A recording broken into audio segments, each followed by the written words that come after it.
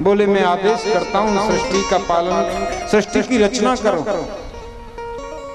बोले महाराज यहाँ तो कोई गली का नेता भी बन जाए तो अपने आप को प्रधानमंत्री से कम नहीं समझता। मैं तो सारी सृष्टि को बनाऊंगा, मुझे अभिमान हो गया तो। बोले व्यक्ति को जब तक ही अभिमान होता है जब तक वो मेरे बारे में नहीं जानता। भगवान ने ब्रह्मा को चतुश्लोकी भागवत सुनाई।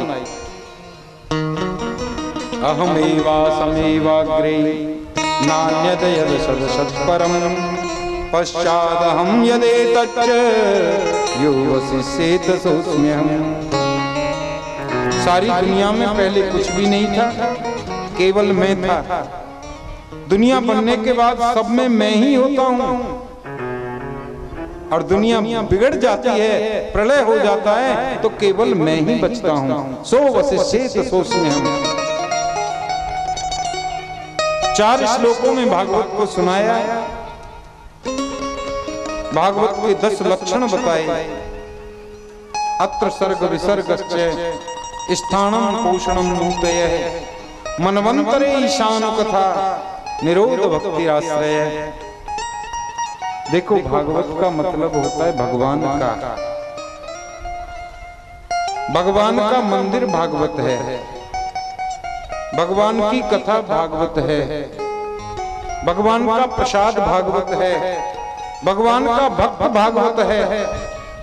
जो भगवान का हो गया वो भागवत है। फिर चाहे कोई सी बिरादरी का हो, कोई फर्क नहीं पड़ता। पंडित है कि ठाकुर है कि राजपूत है कि भूमिहार है कि फलाना है कि टिकाना, कोई भी हो वैसा। जो भगवान का हो गया, हरि को भजे सो हरि को होई। आपको मालूम है भगवान हस्तिनापुर पधारे शांति दूत बनकर। बड़ा स्वागत सत्कार किया, जगह जगह दरवाजे बनाए, तोरण द्वार बनाए। भगवान ने आकर दुर्योधन को देखा, भावना शब्द नहीं थी दुर्योधन की, और बोले तुम जानते हो तुम पांडव कौन है? जी हमारे ताऊ जी के बेटा हैं। अच्छा फिर तो वो तुम्हारे भाई लगे ना? जी।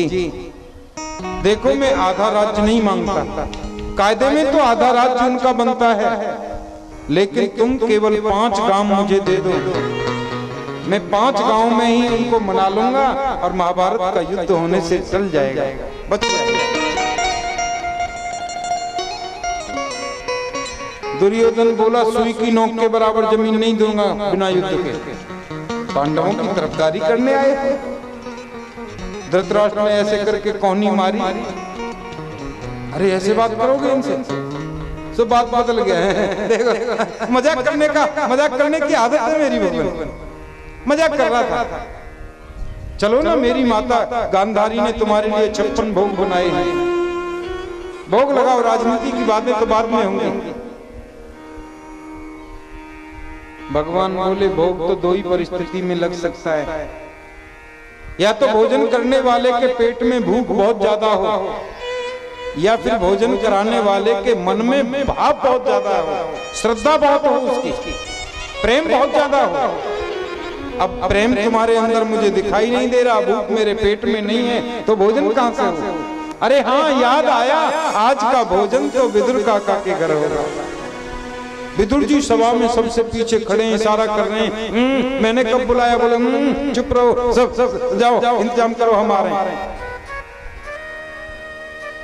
विदुर जी ने तो दौड़ लगाई, गोप लोगों की बजरिया में गए, मीठे मीठे लड्डू लेकर के आ रहे हैं। विदुरानी से कह गए गऊ के गोबर का चौका लगाना, आज हमारे गोपाल आएंगे, हमारे घर कन्हैया आएंगे।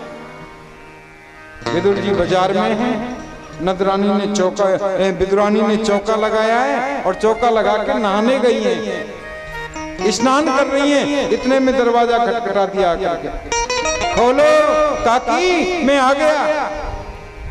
विदुरानी ने आवाज सुनी, अरे ये तो मेरे कन्हैया की आवाज है।